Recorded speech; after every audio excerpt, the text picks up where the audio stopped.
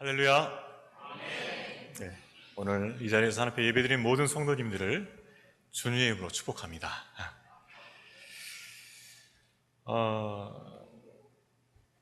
오늘 말씀은 여호수아서 말씀입니다. 여러분 아시겠지만 여호수아는 총 24장으로 구성이 되어 있습니다.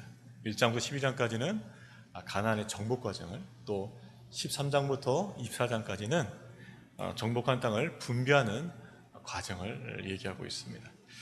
이제 이스라엘 민족은요, 광야 40년 동안 그 험담된 시간을 다 마치고 이제 하나님이 약속하신 그 가나안 땅으로 진입할 시점에 와 있습니다. 첫 번째 타겟, 공격할 목표도 정해졌습니다. 여리고성이었죠. 정탐을 보내서 그 사정이 어떠한지도 파악을 해놨습니다. 그리고 이제 건너가서 진격하고 정복만 하면 되는 것이죠. 그런데 오늘 여호수아 3장을 보면 하나님께서 이 정복 전쟁에 앞서서 이스라엘 백성들 다시 한번 준비시키는 것, 무장시키는 것을 볼 수 있게 돼요. 몇 가지 명령과 또 그 명령의 순종함을 통해서 이스라엘 백성은 영적 전쟁, 즉 가나안 정복 전쟁을 준비하게 됩니다. 자, 근데 우리가 오늘 봐서 알겠지만은 이 준비가 좀 독특해요. 일반적으로 전쟁을 위해 준비를 하치면은 군사 전략을 점검하고 또 무기 사용법을 확인하고 또 구체적으로 각 기관마다 어떻게 할 것인지를 다시 한번 점검해보는 시간을 가져야 되는데 전혀 그런 모습은 보이지가 않습니다. 어떤 군사적 훈련이라고는 조금도 없어요. 자, 이것이 의미하는 게 무엇일까요? 하나님께서 당신의 백성들을 하나님의 그 사역 가운데, 하나님의 일 가운데 부르시고 사용하실 때 그 준비됨이라는 것이 우리가 생각하는, 세상에 생각하는 건 다르다는 거예요. 일반적으로 전쟁을 생각하면은 여러 가지 이것들을 준비하겠지만 하나님께서는 전혀 그런 것들을 언급하지 아니하시고 영적인 것들, 좀 더 본질적인 것들을 준비하게 하십니다. 하나님께서는 왜 이런 영적인 준비들, 본질적인 준비들을 더 강조하시고 준비시켰을까요? 그것은 영적인 부분이 좀 더 본질적이기 때문에 그렇습니다. 우리가 생각할 때는 어떻게 하면 사격수를 더 잘 익히고 어떻게 하면 전략을 좀 더 치밀하게 짤 것인가, 이런 부분에 우리의 마음이 더 기울이게 되겠지만 하나님의 전쟁은 다르다는 거예요. 하나님의 전쟁은 그것이 본질이 아니고 본질이 따로 있다는 거죠. 그것은 바로 영적인 준비입니다. 그 영적인 준비가 되어 있으면은 하나님께서 동행하시고 승리케 해 주실 것이지만 이 영적인 준비가 되어 있지 않다면 아무리 수가 많고 아무리 무기가 많고 아무리 어떤 훈련이 많다 할지라도 패할 수밖에 없다는 거예요.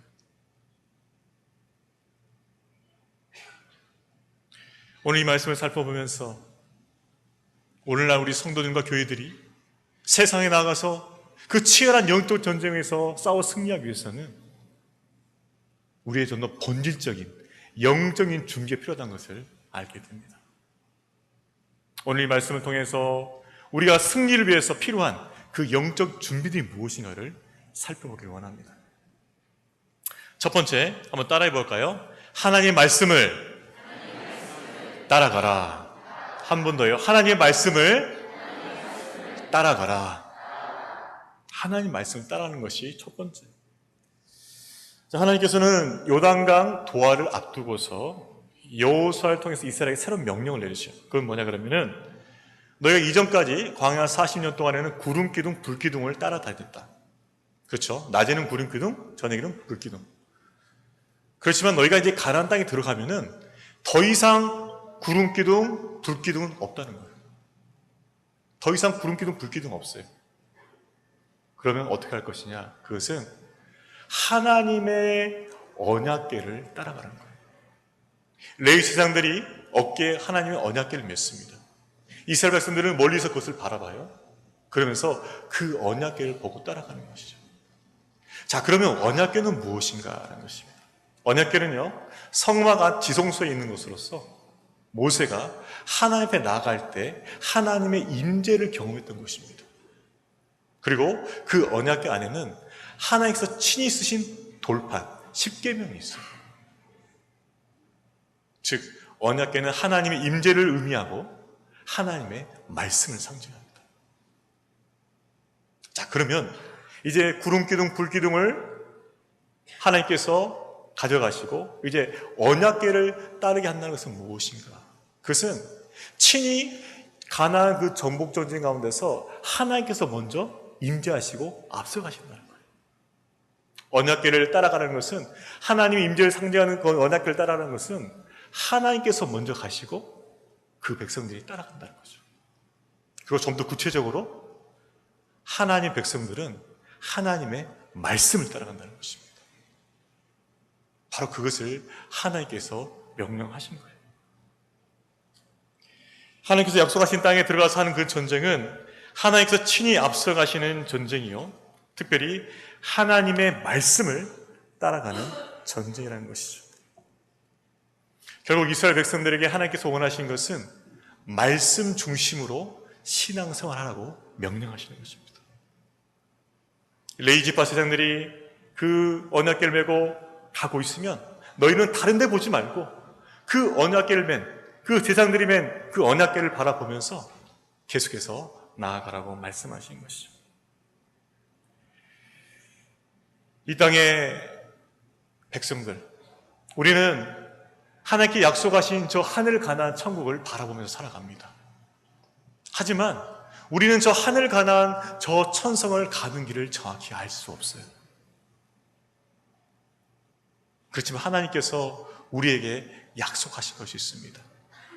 너희는 이스라엘 백성들처럼 하나님의 말씀을 따라가라는 거예요.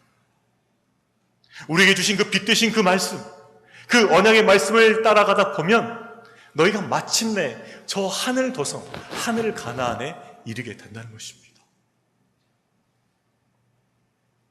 우리 성도님들이 하나님께 주신 그 말씀을 따라갈 때 모든 상황 속에서도 하나님이 원하시는 삶을 살게 될 줄로 믿습니다. 그래서 말씀이 중요한 거예요. 우리가 처음에 신앙생활 할 때는요, 여러분 기억하시겠죠? 이제 처음 신앙생활 계시겠지만 하나님께서 처음 신앙생활분들은 이 믿음을 빨리 주시기 위해서 은혜를 많이 주셔요. 그러니까 기도하면 뭐예요? 바로바로 째깍째깍 들어주십니다. 그래요, 안 그래요? 경험이 별로 없으신 것 같아요. 저는 그렇더라고요. 제가 처음 믿었을 때는 뭐 기도응답하면 하나님께서 바로바로 응답해 주시고 뭐 또 보여주시고 역사도 많고 은혜도 많았어요. 그래서 진짜 너무 행복하다. 그죠? 하나님께서 이스라엘 백성들 구름기둥 불기둥 보여준 것처럼 막 삶 속에서 능력과 역사들이 일어나요. 근데 여러분 이제 경험하시겠지만 조금 이제 신앙생활 하면서 시간이 지나면 어떻게 됩니까? 기도하면 빨리 응답해 주세요. 빨리 응답 안 해주세요. 빨리 응답 안 해주세요. 그럼 우리 하나님 변질된 건가요? 아니죠. 하나님께서는 우리 믿음이 성숙하고 성장하길 원하면서 너가 이제 보이는 것에 매이지 말고 하나님의 그 말씀을 붙들고 신앙생활하고 말씀하시는 거예요. 그러니까 우리가 어떻게 어떤 사건을 통해서 어떤 상황을 통해서 하나님을 만났던 간에 우리의 신앙의 그 방향은 말씀 중심이 되어야 될 줄로 믿습니다. 그래요.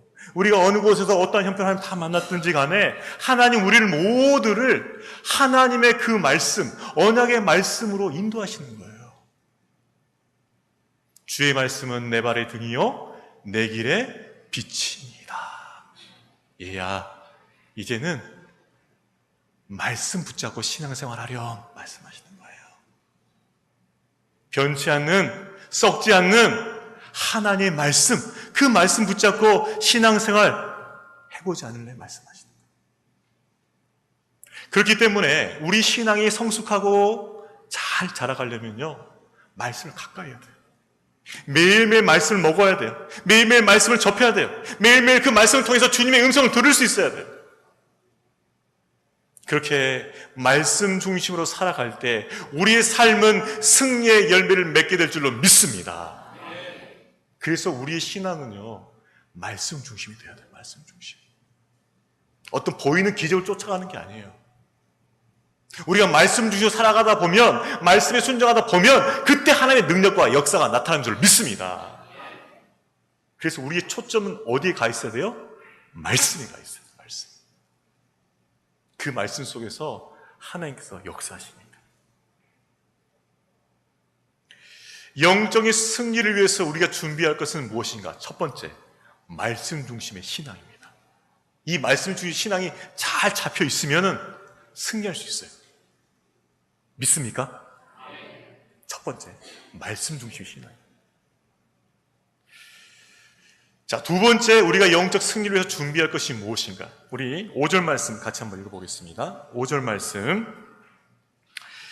여호수아가 또 백성에게 이르되 너희는 자신을 성결하게 하라.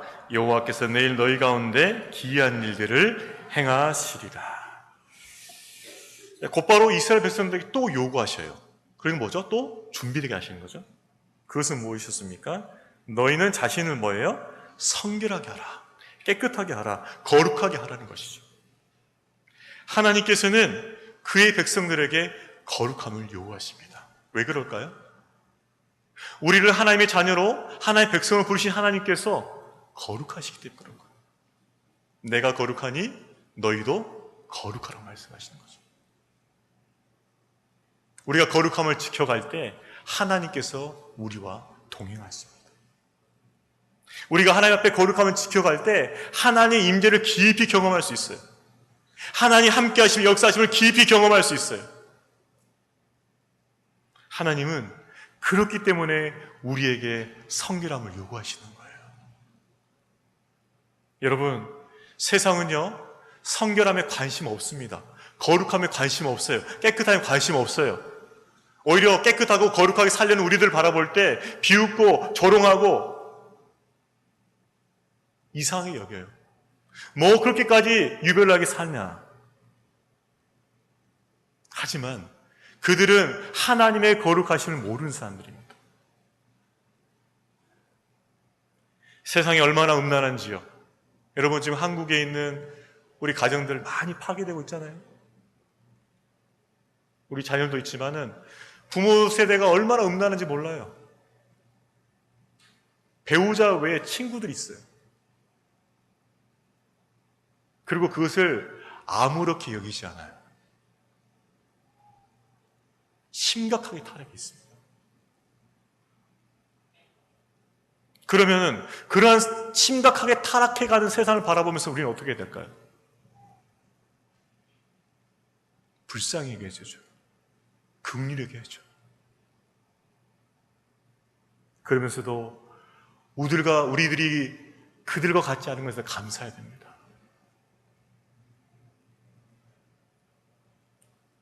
하나님께서는 우리가 끝까지 거룩함을 지키길 원하셔요. 세상의 그 타락과 그 타락한 문화 가운데 젖어드는 것이 아니라 그것들을 믿음으로 거부하고 끝까지 순결함을 지키기를 원하시는 것이죠. 그리고 그 거룩함을 끝까지 지킨 그 그릇을 하나님께서 반드시 사용하십니다. 이 거룩함이 얼마나 중요한지를 제가 성경의 예를 들어서 여러분한테 알려드리겠습니다. 자, 이제 요단강을 건너서 이스라엘은 이제 연차적으로 가나안 족속들과 전쟁을 벌이게 돼요. 첫 번째 여리고성이었습니다.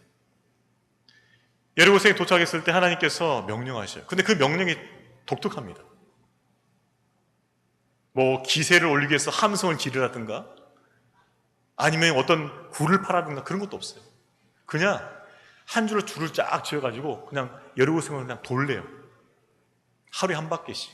그리고 7째 날은 7바퀴 도는 거. 그게 전략이에요. 그래서 일단은 순종했습니다. 순종해서 한 바퀴 딱 돌았어요. 뭔가 좀 이상한데. 둘째 날 한 바퀴 더 돌았어요. 아, 이게 뭐지? 셋째 날 한 바퀴 더 돌았어요. 아, 진짜 짜증나네요. 아무런 변화도 없는 상태 속에서 똑같은 걸 반복하고 있는 거거든요. 여러분, 똑같이 의미 없는 걸 반복하는 거 좋아요, 안 좋아요? 안 좋죠. 안 좋아. 이건 좋은 게 아니야.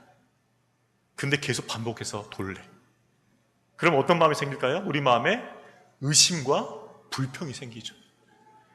왜 우리가 전쟁을 이렇게 준비해야 되며 왜 이런 식으로 우리가 전쟁을 해야 될까 하는 거죠. 그래서 이스라엘 백성들 마음에 분명히 의심하고 불평하는 마음이, 원망하는 마음이 생겼을 거예요. 근데 하나님께서 명령을 미리 내리신 게 있어요. 뭐냐? 너희들이 여리고성을 돌 때 어떻게 하라고요? 침묵하라고. 입을 열지 말라. 왜 그런 명령을 내리셨을까요? 하나님은요, 우리 인간의 속성을 너무나 잘 알고 계셔요. 일단 그 명령을 내렸을 때 명령이니까 따르겠지만 그 명령을 수행하는 과정 속에서 의심과 불평과 원망하는 마음이 싹 들 가능성을 이미 알고 계셨던 거예요, 하나님. 그래서 그 말이 탁 나오면 어떻게 됩니까? 공동체는 싹 번지겠죠? 그럼 여기서 불만, 저기서 불만이면 왜 우리가 이렇게 되면서 뭐예요? 입술로 뭐예요? 하나님께 범죄하기 때문에 그래요. 하나님 이미도 그걸 알고 계셨어요. 그래서 너희가 이 명령을 수행하는 동안 이해가 되진 않겠지만 침묵을 지키라는 거예요. 그 명령에 순종해서 이스라엘 백성들이 침묵을 지키고 마지막 날 일곱 번째 날 일곱 바퀴 돌고 나서 와 하고 함성을 저질렀을 때 여리고성은 무너졌습니다. 그리고 정복했어요. 하나님을 원망할 수 있는, 시험할 수 있는 상황이 왔지만 말씀에 순종해서 끝까지 입술로 범죄하지 않았기 때문에, 거룩함을 지켰기 때문에 승리할 수 있었던 거예요. 자, 그런데 그 뒤에 곧바로 벌어진 아이성 전투, 유일하게 패배한 전투예요. 성도 작아요. 숫자도 작아요. 그래서 심지어는 우리 다 갈 필요 없습니다. 몇 명만 보내서 그냥 딱 점령하면 될 것 같은데요. 쉽게 생각할 정도로 약한 성이었어요. 근데 그 성을 공략했을 때 엄청난 패배를 경험합니다. 왜냐하면 하나님께서 아이성을 점령하면서 그 모든 노획물들, 전리품들을 하나님께 바치라고 했는데, 여리고성 그 노획물들을, 근데 뭐예요? 그걸 취한 거예요. 가져간 거예요. 즉 아갈이라는 사람이 하나님께 드려야 할 것을 뭐요? 자기 욕심으로 취한 거죠. 단 한 사람이었어요. 한 사람이 범죄했지만 그것이 공동체의 범죄로 인정이 되어서 하나님께서 이스라엘 백성으로 하여금 실패하게 하십니다. 그렇기 때문에 교회와 성도는 몸부림치면서 거룩을 지켜내야 되는 것입니다. 왜? 영적 승리를 위해서. 아무리 교회가 크고 사람이 많고 기관이 많고 돈이 많아도요, 거룩함을 상실하면 그 교회는 무너지게 돼 있어요.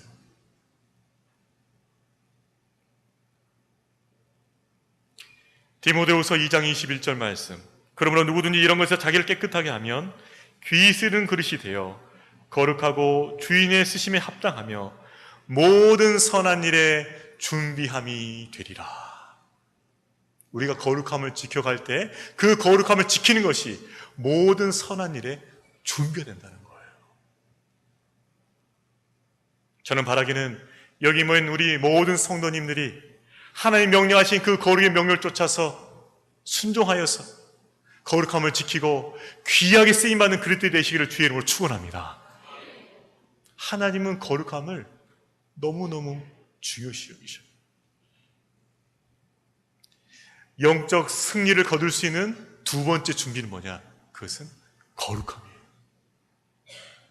그렇기 때문에 우리 부모된 세대가 그 거룩함을 지킴으로써 본을 보호할 뿐만 아니라 우리 자녀 세대들이, 다음 세대들이 그 거룩함을 소중히 지킬 수 있도록 우리가 기도하고 섬겨야 될 줄로 믿습니다. 그 거룩함을 지켜야 돼요. 이 다음 세대들이 하나님 앞에 귀하게 쓰임 받으려면 그 거룩함을 지켜야 돼요.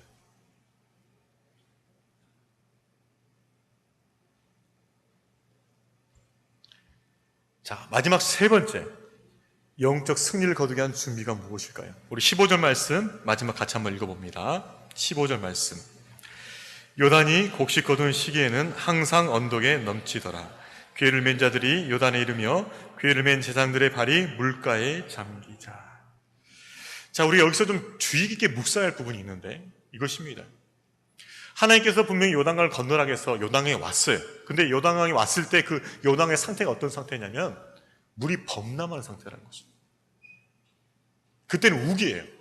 그렇기 때문에 비도 많이 내릴 뿐만 아니라 그 다음에 헐몬산에서 또 레바논에서 그 녹았던 눈들이 흘러내면서 강물이 엄청나게 불어있어요. 그리고 빠른 속도로 급류로 내려오는 그런 상황입니다. 그러니까는 어떻게 해요? 잘못 건넜다는 어떻게 되죠? 휩쓸려서 죽는 상황입니다. 그럼 여기서 우리가 질문을 해봐야 돼요. 하나님 명령에 순종해서 우리가 요단강까지 왔는데 왜 하필이면 그 요단강이 범람한 요단강입니까? 내가 주님께 순종해서 이 사역 감당하고 주님께 순종해서 이 사역 했고 이 주님께 순종해서 내가 이 일 갔는데 왜 이런 어려운 때에 저에게 이 일을 맡기셨습니까? 우리가 똑같은 질문을 할 수 있다는 거죠. 당시 숫자가 200만 명 추산되잖아요. 200만 명에 거기 그 사람만 뿐입니까? 가축도 있잖아요. 그리고 이 사람들은요 40년 동안 광야 생활했기 때문에 수용을 한 번도 못 해봤어요. 물은 범람했는데 숫자는 많고 수용을 한 사람들이 없어. 그럼 뭐예요? 몰살이에요, 몰살. 즉 하나님의 명령은 미션 임파서블이에요. 이거 갈 수 없는 거예요. 이거. 그러면 하나님은 왜 인간적으로는 건널 수 없는 그 강을 만나게 하셨는가 이거죠. 우리도 때로는 하나님의 인도하심을 느끼면서 말씀 붙잡으면서 나아가는데 우리에게 보이는 현실과 상황들은 도저히 안 맞는 거예요.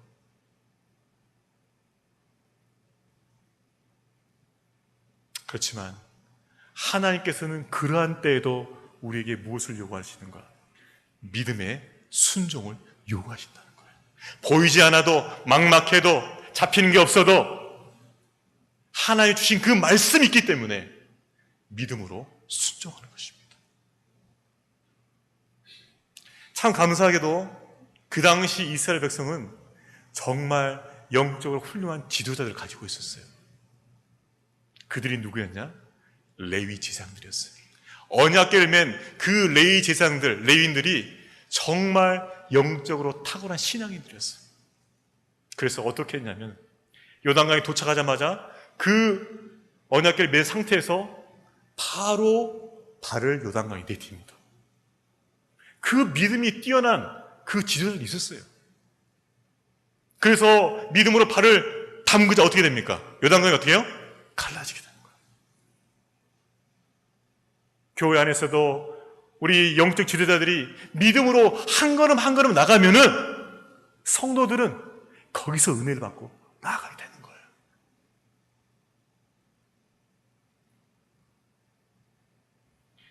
종교교육자 존 칼빈은 이런 말을 남겼습니다.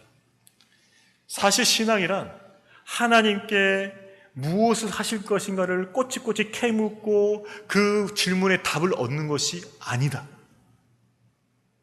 다만 우리를 떡받들고 있는 그분의 위대한 능력을 신뢰하고 우리 안에 찾아오는 두려움과 염려를 그분께 전적으로 맡기는 것이다. 우리가 이성으로 이해할 수 없는 그것을 믿음으로 받는 것이다.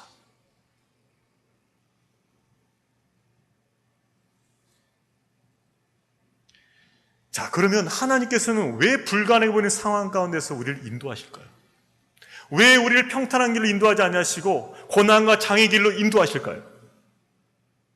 그것은 하나님의 더 크신 은혜와 영광을 나타내기 위해서 주신 줄로 믿습니다. 더 크신 은혜와 영광을 나타내는 거예요. 짧은 간증입니다. 제가 여기 필리핀 오면서 짐을 잃어버렸어요, 하나를. 공항에서. 저 이런 일 한 번도 없었거든요. 바쁘게 왔는데 짐까지 잊어버리고 주님 기도하는데 근데 마음에 염려가 없어요. 두려움이 없어요. 평안하더라고요. 물론 그 물건들이 다 아내 것이었거든요. 그래서 내 건 없으니까 그래서 편한지 모르겠는데 아무튼 평안했어요. 그래서 근데 그러면서 그런 마음이 들었어요. 아, 기다리면 될 것 같다. 기다리면 될 것 같다. 그런 마음이 들었어요. 기다리면 되겠다. 언제건 오겠지. 근데 바로 그 다음날 찾았거든요. 근데 한 번 이랬다 찾으니까요, 기쁨이 정말 넘치더라고요. 우리가 때로는 어려움과 고난 가운데서 힘들 때도 있지만 그 고난과 어려움 가운데 하나님의 은혜와 영광을 만날 때 우리 안에 얼마나 큰 기쁨과 감격이 있겠습니까? 우리가 얼마나 또 하나님 앞에 영광을 올려드릴 수 있겠습니까? 그래서 하나님은 더 크신 은혜와 영광을 맛보게 하시려고 우리에게 믿음의 시련을 허락하신 줄로 믿습니다. 그 섭리가 있어요. 섭리가. 우리가 주님의 말씀에 순종해서 나아갔을 때 장애를 만나는 것은 하나님의 섭리가 있어요. 섭리가. 더 크신 은혜와 영광을 보이고자 하시는 그 섭리가 숨어 있다는 것이죠. 제 인생 가운데서도 그런 때가 있었습니다. 제일 기억 남은 건 이것입니다. 제가 목사 안수를 받을 때예요. 그때도 이제 싱가포르에 있었을 텐데 목사 안수 받을 때 마침 그때 둘째가 태어나서 임신했어요. 첫째를 태어나고 나서 이제 싱가포르 왔었는데 싱가포르에서 둘째가 임신한 거죠. 임신하고 이제 병원에 갔습니다. 그랬더니 그 닥터가 웃으면서 축하한다고 그러더라고요. 그래서 뭐 그냥 출산했으니까 축하한다 그러지 않았는데 그러더라고. 트윈즈 그러더라고요. 쌍둥이다 트윈즈. 그래서 너무 감사하더라고요. 제가 원래 3명을 계획했거든요. 근데 한 명 더 안 낳아도 되잖아요. 여기서 딱 끝내면 되니까. 그래서 그래 2명 한꺼번에 키우면 되겠다. 그래서 생각하고 감사했는데 이제 매달 체크업 하잖아요. 매달 같이 체크업 하니까 그 다음 달 체크업 했는데 이번엔 의사가 얼굴이 안 좋아요. 말을 좀 떠듬으면서 하나에는 좀 건강하게 자라고 있는데 하나에 조금 문제가 있는 것 같다. 그래서 그래 문제가 뭐냐 그러니까 좀 더 보자 그랬어요. 그래서 그 다음 달에 또 체크업하러 갔어요. 갔더니 이번엔 더 심각해져 있어요. 얼굴이 안 좋아져 있어요. 그랬더니 이렇게 말하더라고요. 한 해는 건강히 자라고 있는데 한 해는 지금 장애가 있다. 어떤 장애냐면 문해하다. 뇌가 없는 거예요. 여러분 들어보셨어요? 문해가? 문해가 있어요. 전체 인구의 한 1%는 안 되지만 0.1%는 모르겠지만 문해가 있습니다. 그래서 태어날 때부터 문해예요. 뇌가 없어요. 그러니까 다른 신체 기원은 잘하지만 뇌는 잘하지 않아요. 그러면 어떻게 되냐 그러면은 이 친구들은 출산하기 전에 죽든지 출산하고 죽든지 아무튼 출산하고서 1년 내에 다 죽게 되어 있습니다. 문해아들은. 근데 저희 쌍둥이 중에 하나가 문해한 거예요. 근데 의사가 일단은 안도시키려고 처음이니까 그렇게 잘하는 게 약할 수 있으니까 좀 더 보자고 그랬어요. 근데 그 다음 달 가도 여전히 뇌는 잘하지 않아요. 문해와 판정을 받았어요. 참 마음 가운데 힘듦이 있었습니다. 왜 하나님께서 이런 일을 허락하셨을까? 처음엔 트윈즈를 줬다 해서 너무 좋아했는데 하나는 왜 장애를 가졌을까? 고민하면서 기도하면서 병원을 이제 방문했습니다. 의사가 싱가포르보다는 한국이 더 이 분야는 더 발달되어 있다. 한국 가라겠어요. 가서 한국 유명한 병원 다 가봤습니다. 뭐 분당에 나오고 서울에 다 가봤죠. 가는데 가는 곳마다 하는 결론은 똑같아요. 어떤 결론이냐면 그 건강한 아이를 위해서 이 아이를 죽여야 된다는 거예요. 언제? 지금 now 죽여야 된다. 어떻게? 주사바늘 꼽아가지고 그 아이에게만 딱 포이즌을 딱 떨어뜨리면 죽는다는 거예요. 그러면 걔가 죽고 나오면은 얘는 건강하다는 거예요. 신기하게도요. 모든 병원이 결론이 똑같아요. 딱 이거예요. 그 아이를 죽이는 거예요. 근데 왜 죽이라고 했냐면은 만약 이 아이를 죽이지 않으면 이 아이가 태 안에서 갑자기 죽게 되면 그 충격 때문에 이 다른 건강한 아이도 뭐예요? 장애가 된다는 거예요. 그러니까 선택을 하라는 거죠. 하나를 확실하게 건강하게 키우려면 어떻게 해요? 얘는 죽어야 되는 거예요. 근데 모든 의사의 결론이에요. 심지어는 저희 가족 중에 의사가 있는데 물어봤어요. 믿는 분이 똑같이 대답하시더라고요. 죽여야 된다고. 모든 의사의 결론은 똑같다고. 이 하나의 건강한 애를 태어나기 위해서는 어쩔 수 없다 이렇게 얘기했어요. 병원을 돌아다녀도 다 똑같은 대답만 합니다. 그 고민하는 가운데 하나님께서 감동으로 저와 대화를 하셨어요. 기도하는 가운데. 그래서 제가 이 아이가 뇌는 없지만 살아있니 죽어있니? 살아있죠. 심장은 살아있어요. 살아있습니다. 오케이.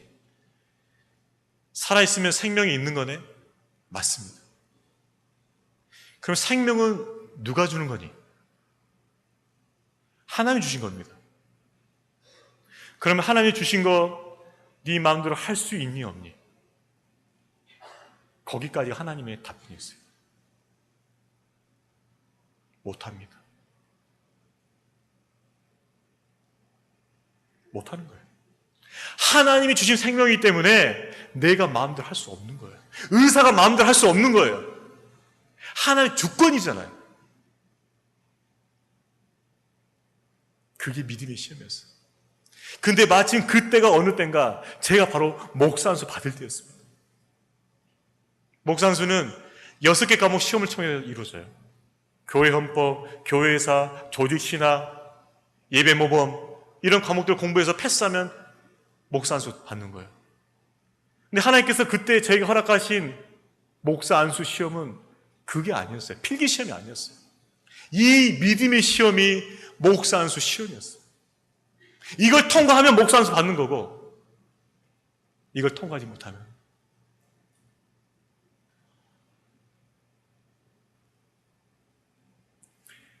그런데 우리 하나님은 너무나 자비하십니다.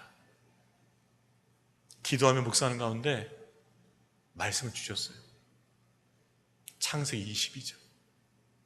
아브라함이 이삭을 제물로 드리면서 시험을 받는 장면이에요. 하나님께 그 장면을 보여주셨어요. 너 지금 믿음의 테스트 받고 있다. 친절하게 알려주셨어요. 하나님께서. 저는 그래서 이것이 믿음의 테스트인 줄 알고 믿음의 실인 줄 알고 제가 가야 할 길을 분명히 했습니다. 그 아이에게 절대 손을 대지 않는다. 주변의 가족들은 원망했어요. 장애가 나면 어떡하려?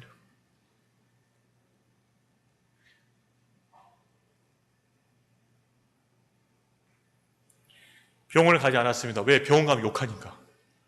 왜 안 죽였어? 안 죽인다고 막 욕하니까. 그래서 출산하기 2달 전까지 기다렸습니다. 네, 하나님께 건강하게 잘 지켜주셨던 것 같아요. 2 아이가 다 살아있었어요. 마지막으로 알아본 끝에 저희들 상황을 잘 이해하시고 출산을 도와줄 분을 찾았어요. 그분을 만나서 얘기하고 도움을 받았습니다. 드디어 출산날이 왔어요. 너무 긴장되는, 너무나 두렵고 떨리는 순간이었어요.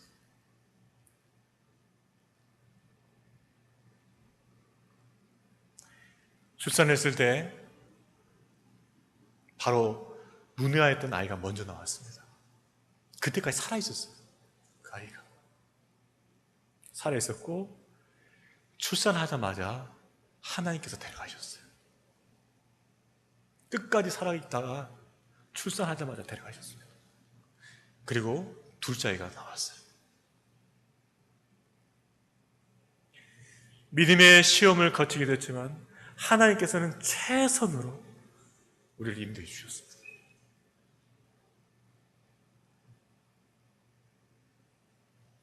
바로 그것이 믿음의 시험이요 믿음의 테스트였어요. 물론 필기도 저는 합격했습니다. 라이센스는 있어요. 목사 안수. 하지만 저에게 있어서 진정한 목사 안수의 시험은 바로 그 시험이었어요. 하나님의 생명에 대한 주권을 인정하느냐 인정하지 않느냐 이거였습니다. 여러분, 우리가 주님께 순종하는 그 길을 걸어갈 때도 우리 앞에 믿음의 시험, 믿음의 시련이 있다는 것을 잊지 마십시오. 그러나 그 믿음의 시련과 그 테스트는 마침내 우리에게 복을 주고자 하시는 하나님의 선한 섭리인 줄로 믿습니다. 마침내 복을 주려 하시는 그 섭리. 문혜아 아이는 데려가셨어요. 근데 2년 후에 또 아이를 주셨어요. 아까 저 고개 뻣뻣하네. 저 뻣뻣해서 인사 바로 안 했던 애. 바로 걔가 나온 거예요. 2년 후에. 하나님은 잠깐의 믿음의 신을 허락하셨지만 다 채워주셨어요. 여러분, 우리가 주님을 따라가는 삶을 살아갈 때 범람한 강물처럼 우리의 영혼과 삶을 흔드는 위기가 있다 할지라도, 믿음의 테스트가 있다 할지라도 그 상황 속에서도 우리는 믿음으로 순종하며 나아가야 될 줄로 믿습니다. 그렇게 순종하며 나아갈 때 요단강이 갈라지잖아요.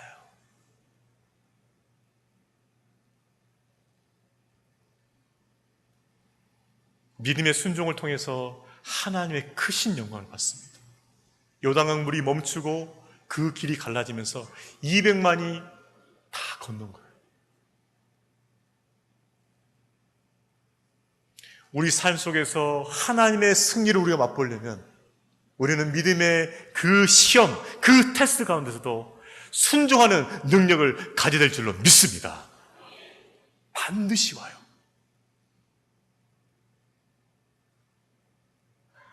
그러나 여러분, 두려워하지 마십시오. 기억하십시오. 마침내 복을 주려 하십니다. 그 목적 가운데서 여러분에게 허락하신 겁니다. 말씀을 정리합니다. 하나님은 가나안의 그 본격적인 전쟁 앞서서 이스라엘 백성들에게 가장 본질적인 준비, 영적 준비를 시켰어요. 그것은 말씀을 따라가는 말씀 중심의 신앙이었어요. 그리고 거룩함을 지킨 것이었어요.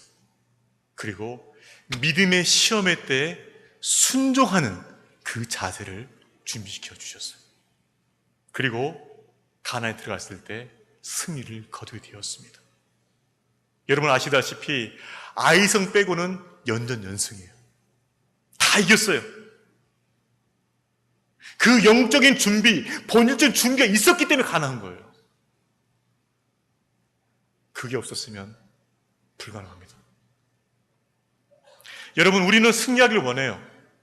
내 삶 속에서, 내 사역 속에서, 내 직장 속에서, 내 가정 속에서 승리하고 하나님 원하시는 풍성한 열매 맺기를 원해요. 하지만 그 승리라는 것은요, 우리가 원한다고 해서, 외친다고 해서 얻어지는 거 아닙니다. 내가 생각만 한다고 해서, 내가 꿈꾼다고 해서 우리에게 주어지는 것이 아니라는 거예요. 그 승리의 열매를 맛보기 위해서는 준비되어야 돼요. 철저하게 준비되어야 돼요. 하나님의 명령을 쫓아 준비될 때 우리가 승리의 열매를 맛보게 되는 줄로 믿습니다. 우리가 그렇게 준비돼야 되고요, 우리 다음 세대를 그렇게 준비시켜야 돼요. 물론 영어 해야 돼요. 영어 해야 되죠. 다른 것도 해야 돼요. 그러나 가장 중요한 본질적인 영적 준비를 놓친다면 우리 다음 세대는 승리 못해요.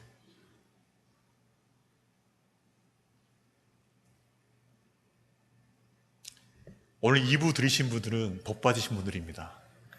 1부 때 안 한 거 지금 하고 있어요. 계속 몇 가지. 이것도 마찬가지. 제가 싱가포르에 있었을 때 우리 교우들을 이렇게 목양하면서 봤는데 좀 부유한 분들이 많았어요. 그래서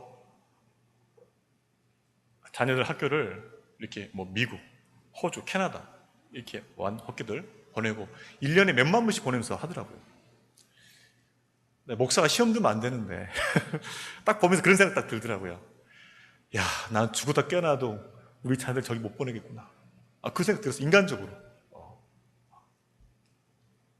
죽었다 깨어나도 1년에 몇만 불씩 하는 저 학교를 어떻게 보낼까? 저건 불가능하다. 그것 때문에 내가 낙심하고 그러진 않았는데 그런 생각 인간적으로 딱 했어요.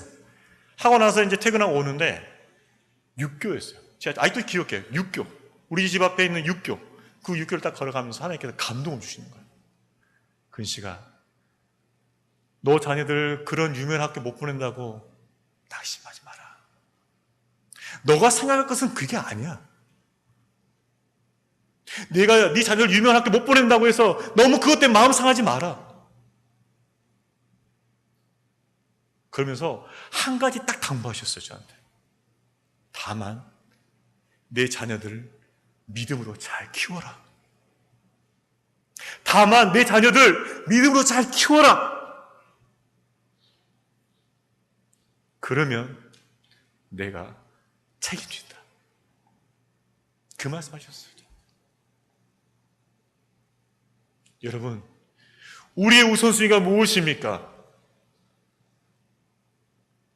우리들의 자녀들 믿음의 자녀로 세우는 것, 바로 그것이 우선순위가 되어야 될 줄로 믿습니다. 그러할 때 하나님께서 책임져 주시는 거예요.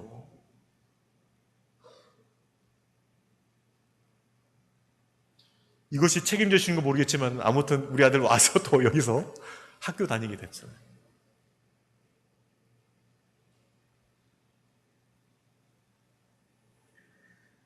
우리가 영적 승리할 수 있는 삶으로 준비되는 것을 본을 보여야 되고요. 다음 세대를 그렇게 훈련시켜야 됩니다.